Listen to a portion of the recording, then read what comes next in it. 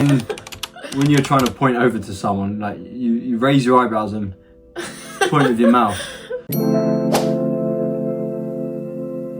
Hey guys, and welcome back to our YouTube channel. So today we're going to be talking a bit about things that we learned in the Philippines after being there for 6 months. So we went to the Philippines on 2 separate occasions. Now we went there first in 2023 in November. And then again July, was it, in 2024? June, end of June. Yeah, so lots of different things we learned along the way. We thought we'd just talk about a few things that we learned about Filipinos. Obviously, being in the country for a long time, we really learned about the culture, and we just wanted to talk about a few things that we learned after being in the Philippines for nearly 6 months. So one of the first things we noticed was their expressions are a little bit different to ours. So we actually started picking up a lot of them. More as a joke to start with, then we started actually using it. So for example, when you're trying to point over to someone, like you raise your eyebrows and point with your mouth. And it's once you notice it, you can't unnotice it. You realise that most of them, they use this to communicate. And it's actually like another level of communication, which we, as English people, don't really use too much, I think. Like we've never thought to point with our mouth, or it's like an extra limb, so to speak. So apparently when they point with their mouth, apparently it means that it's super far away. So a local actually told us that if a Filipino points with their mouth, like apparently it means that it's quite far away. And apparently that's what they use instead of Google Maps. They just point with their mouth instead. Okay, so the next thing that we learn is that Filipinos are so talented with singing and also dancing. We wanted to talk a bit about how karaoke is basically the national sport in the Philippines. So everywhere you go in the Philippines, every single night, you will always hear people doing karaoke. And a lot of the Filipinos have really great voices, probably because they practice every single day. And we also noticed that dancing as well, like a lot of Filipinos are really, really good at dancing. yeah, you'd always hear in the distance karaoke song in the background, and you just kind of follow the sound, and you find a party, and they're always quite welcome to say, yeah, come and join in, come along, and that's pretty cool. Whereas in England, I think it would be a little bit more socially awkward to just turn up because you heard music playing. Yeah. You know? So Sophia mentioned that karaoke is like their national sport. However, their actual national sport is basketball. So we found even in the most remote locations and most remote island, there was always some form of basketball court. On no matter how rough or rocky the terrain, there is some type of hoop and makeshift basketball made. So that's pretty cool that it's a universal thing out there, and it, you know, gets the kids healthy and fit, gets people moving. Something that I realise I need to get better at. Yeah, I guess as well, this might shock some people, because I think when people think of basketball players, they think that they need to be really tall, and obviously a lot of Filipinos are maybe more small in their genetics. But yeah, basketball is basically the national sport out there. There's always basketball matches going on. Everyone is always playing basketball. Yeah, quite often basketball courts are used as the karaoke stadium. You know? So we were invited to go to this concert that was in a local barangay, and it was happening on a basketball court. It seems to be like the community hall. And it's pretty cool out there. So we don't often meet outside much in England as like a social gathering.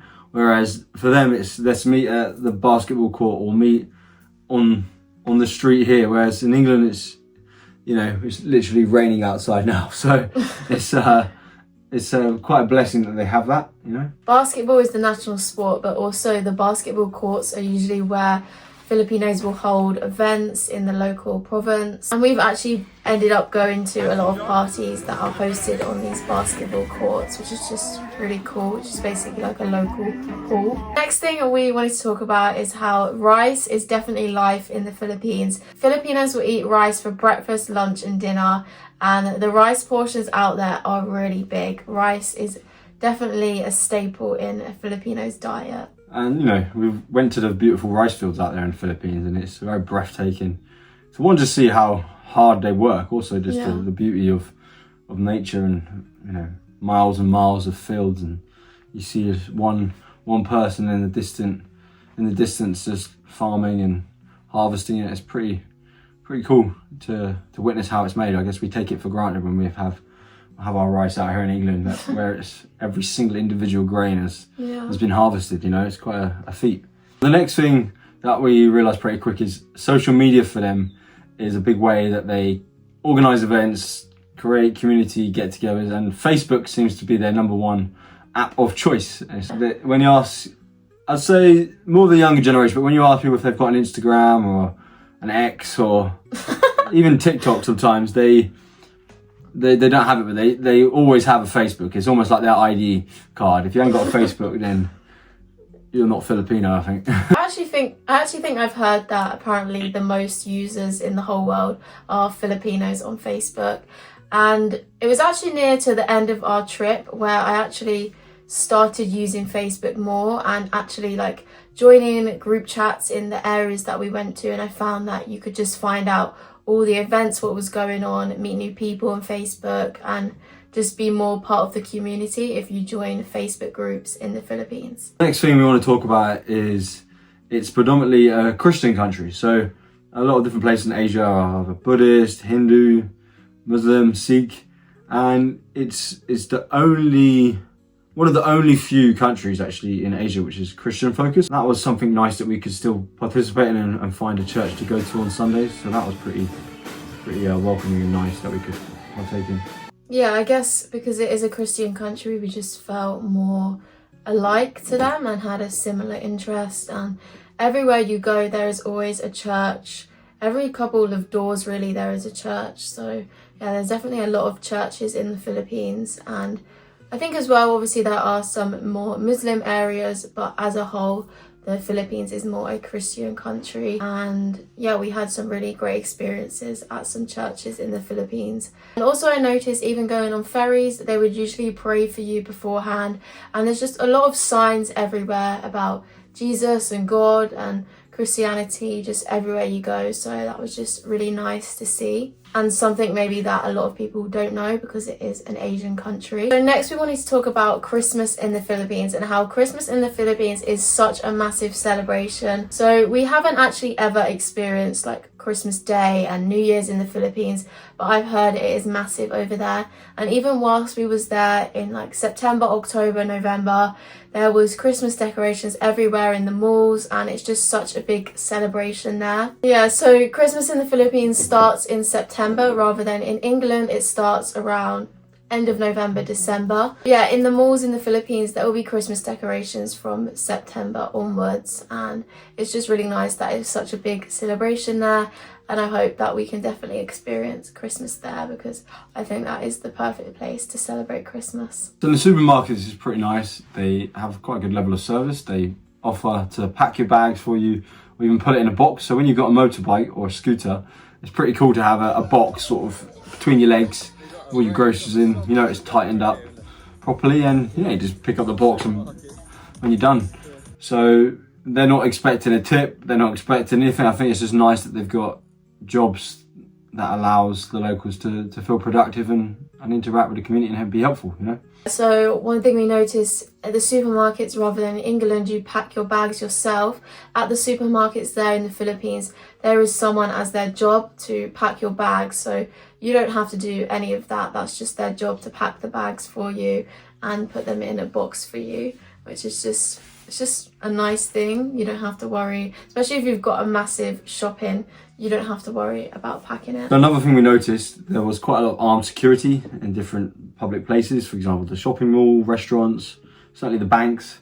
And it kind of gave you a bit of a culture shock because here in England, we aren't really used to seeing armed police other than perhaps, you know, an airport or really high level security places, certainly not the shopping mall. So it's nice to feel that the shopping mall is safe and secure, but it's definitely, you know, something different to see. You don't often see men that are with guns around you in our day-to-day life here in England. Yeah, so it was just normal to see armed security guards outside malls, outside the supermarket and outside restaurants, things like that.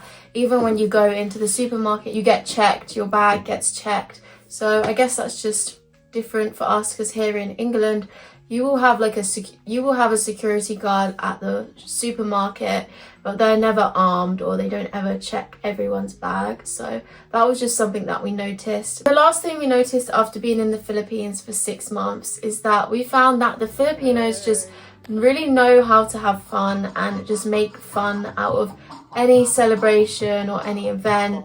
Just in their day-to-day lives, I feel like Filipinos really know how to enjoy themselves. Yeah, so, for example, we went to that pool in Bohol and Anda. We were kind of on the way there. We saw 1 or 2 people kind of going along the track. We thought, it's just going to be a quiet little spring, little pool that we've heard about. And wow, it's a massive sort of national event. Like, there's 100 people there, all having fun, socialising, doing diving. Just everyone just having fun together, singing, playing. Yeah, I feel like along. No, we didn't see anyone arguing, no one having no one's egos starting fights or anything. We quite often, in different areas, especially when drinks involved in England, you see guys fighting and getting their egos involved. So yeah, it was nice. You never really saw that in the Philippines, like people fighting or arguing or anything like that. It's pretty relaxed and chill. Everyone's here out to have a good time. Yeah, I'm sure obviously there are people doing that, like arguing, having fights, things like that. But I think overall, it felt like Filipinos know how to have fun and enjoy themselves. They don't really care about being judged as much. Everyone is just welcome. Everyone is just here to have a good time. Even when we got back to England, we went to a Filipino Christmas party here in our hometown.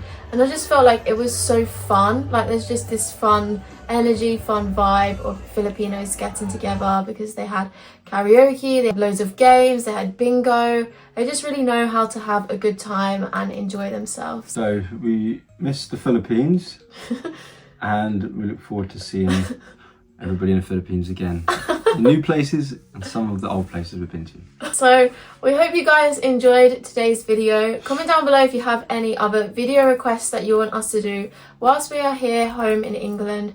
And yeah, I hope if you have never been to the Philippines before that you learned something today which may be interesting to you about the Filipino culture. And we can't wait to learn more things about the Philippines and go back there soon and see you all. So make sure you like this video and subscribe if you want to see more content of us. And we'll see you guys in our next video. Bye!